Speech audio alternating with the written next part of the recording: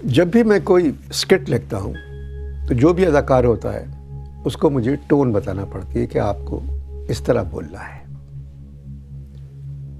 तो मैं उसी तरह आपको ये स्किट सुनाऊंगा।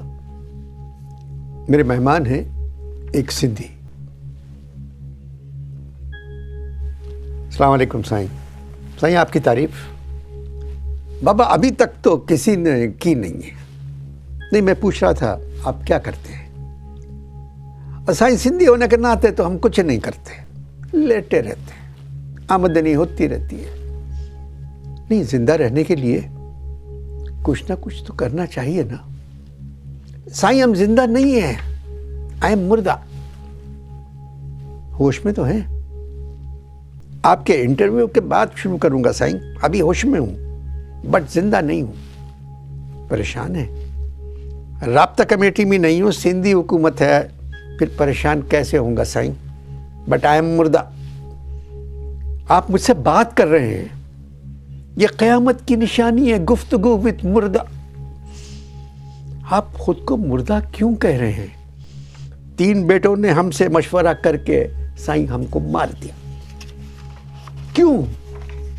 टू बी सच्चा साईं, हमने भुट्टो साहब के ज़माने में नेशनल बैंक से 3 करोड़ उधार लिए थे, मगर कर्जा वापस करना भूल गए। कर्जा 6 करोड़ हो गया।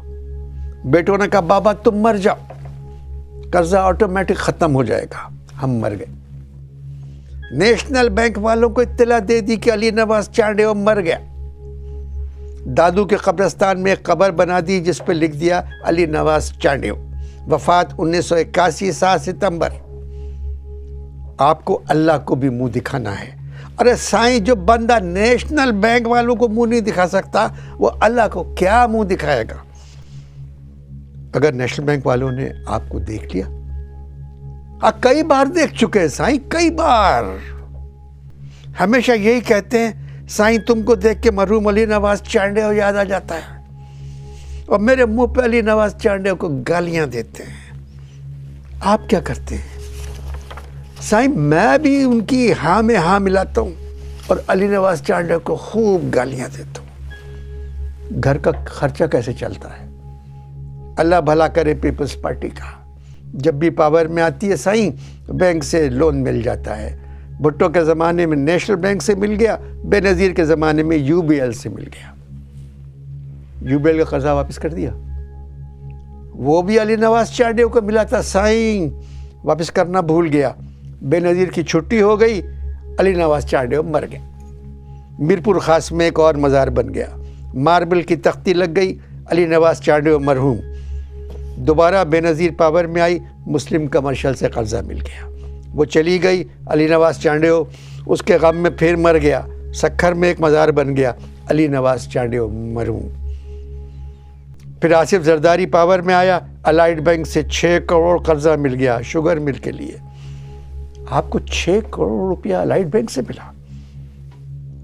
अब साईं मुझे तो साईं 1 करोड़ मिला और बाकी 5 करोड़ साईं कर्जा जिसकी वजह से मिला था उसका भी तो साईं कुछ हक है ना।